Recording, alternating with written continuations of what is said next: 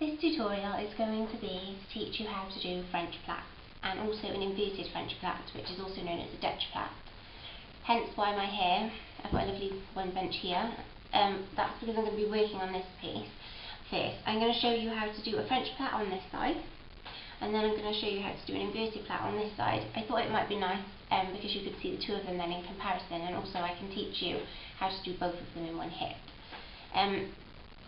So before we start learning how to do a French plait, there's two things I need you to take into consideration.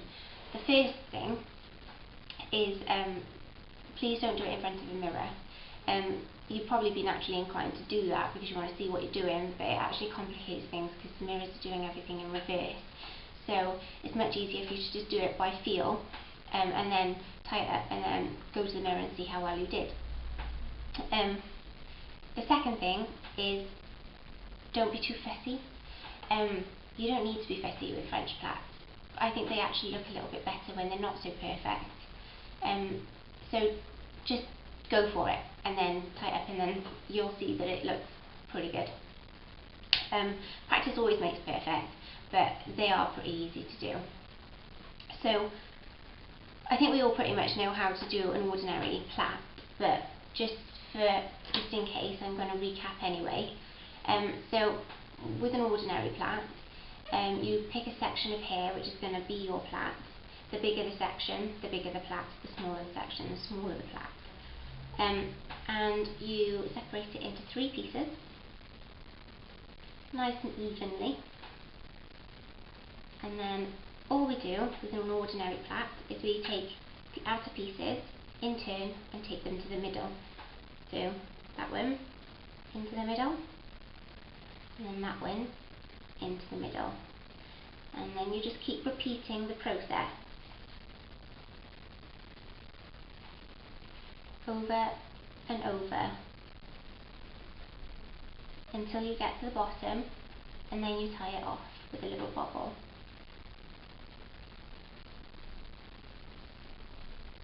So this, I think, is what we all familiarise as being an ordinary plait. An ordinary plait is free fall from the head. A French plait is done in much the same way. However, when you take the outer pieces into the middle, you add a piece of hair in with it, and that's what holds the plait to the head and what differentiates an ordinary plait from a French plait. So before you start, you have to decide where you want your plait to begin. For this purpose, to show you, I'm going to start my plait right at the front here, so you can see what's happening. But basically the bigger section that you start with, so if I started with a section this big, my plait would start here. The smaller section that I start with, my plait will start here. And that's the same wherever you decide to do the plait. If you decided to do your plait going down the back, then it would be the same. If you started with a small section, your plait would start very high up here. But if you took a nice big section, then your plait would start at the back here. So yeah, like I said, I'm going to start here specifically for this purpose. So with a French plait, you don't need any products for this. If you prefer to put a little bit of smoothing balm in, then you can, but I tend to do my French plaits with no product in at all. Section it again into 3 pieces, nice and evenly. And I start my French plait by doing an ordinary plait to start with. So I take one into the middle, and then take the one into the middle. When I start again, back to the original side, I then start adding pieces of hair in with it, like this. Now it's important to remember that with a French plait, we're going over. So you're going from the side, over the middle and into the middle. And every time you're going from the outside into the middle, you add a piece of hair. So here I'm adding hair. And again, here I'm adding hair into the middle.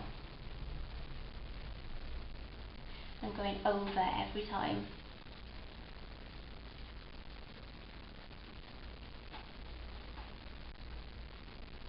Always try and take about the same amount of hair each time, because then you'll have a nice even French plait at the end. So every time I'm taking a piece of hair, I'm taking about the same section, pretty much like a finger section. However, I'm not thinking too much about it. I am literally just kind of getting and grabbing and taking it in. The more you think about it, the more fussy you become, and the less likely you are to get to the end. So just keep going. I'm hoping you can see a little bit of what's happening in the side mirror that I've got up as well.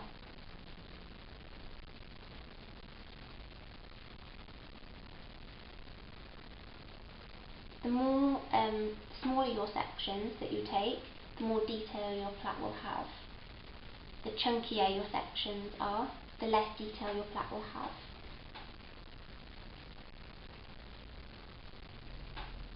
And you just keep going until you get to the end.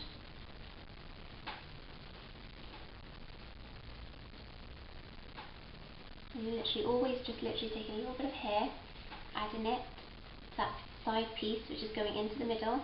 Then again here, this is my side piece, and taking it over the middle piece which is here, and I'm adding some hair in with it. And then now it's in the middle. And then same again here.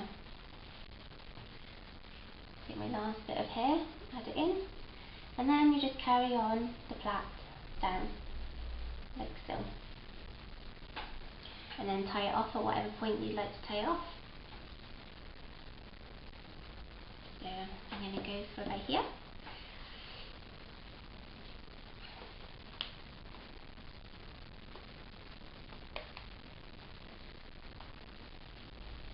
Now, I get my mirror so you can see more close up. So, there's my plait for you.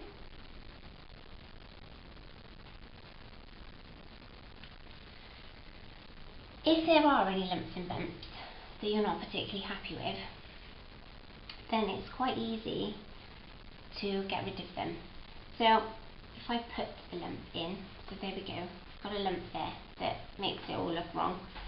You get one of these little clips, one of these little pins that I was telling you about earlier, and you just hold down that piece of hair, so you smooth it down because you want it nice and flat, and then you latch onto it with the pin, and then you just drive the pin into the plait. And you want it to sit underneath the plait, like that. See? So now you can't see the pin. It's all hidden inside, and it's neatened up that bump that we didn't want previously. I personally tend to get my fingers into my French plaits and ruffle them up like this, and I pull them apart a bit.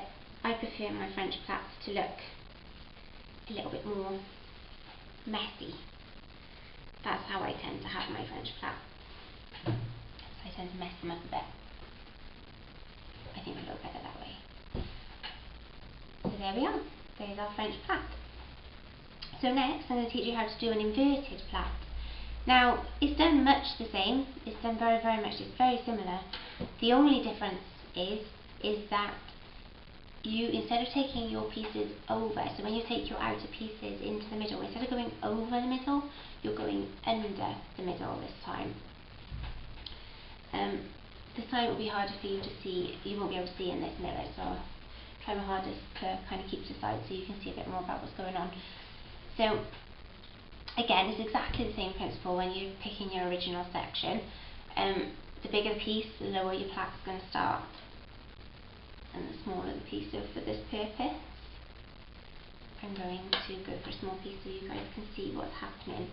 I'm hoping that my hands don't get in the way too much with this. But you start exactly the same, so you get three pieces, separate your piece into three sections, trying to keep them pretty even, but then you don't get OCD about it, it's fine. And so you start in the same way as you did with the other one, but you're going under this time. So you're taking that under and into the middle, and then this one under and into the middle. So I've done those two pieces free, and now I'm going to start adding hair with them. So I'm back to the beginning, going under. I'm going to take a piece of hair and add it with it into the middle. And then this one. Under. Take a piece of hair and into the middle. And then under. Add hair. Oh, just dropped it. Into the middle.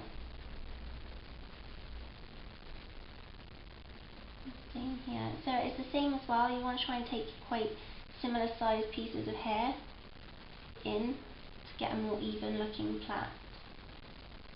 So here, look.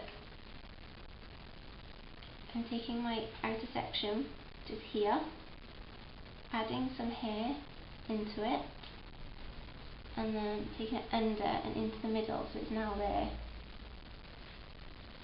And the same here, this is my outer section, going under, I'm going to add some hair in with it, and now it's in the middle.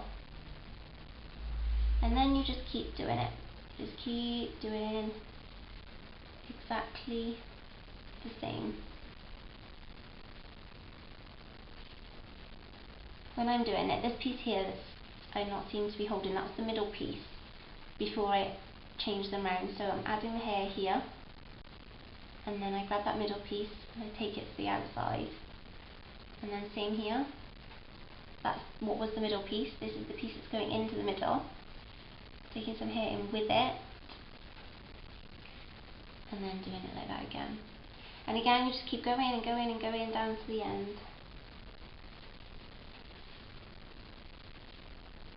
So much easier when you're not looking in the mirror. You just go by touch. You'll be surprised how much easier it is to do without looking in the mirror.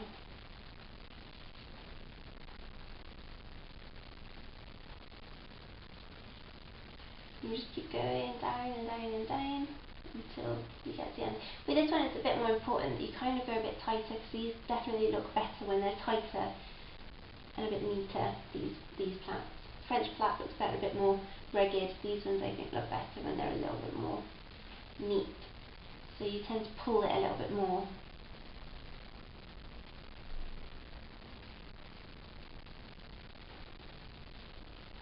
And then, just like before, you carry the plait down.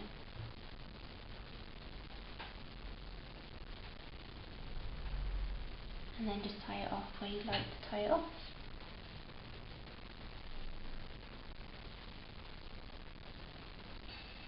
Just over here.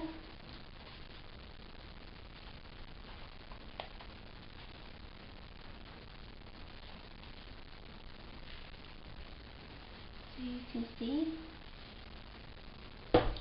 that's my inverted plait. And then there's my French plait. And there's my inverted plait. Same principle goes if you've got any lumpy bits that you want to hide on this plait. So for example, we'll put a lump in there again, like we did before. Can't be having that. So get a clip, your pin, hold this down, and then latch onto it with the pin, and then push the pin inside and under the plait, like that. So now the lump is gone. Now the lump is gone, and you can't see the pin. The pin's gone too. So there we go. There's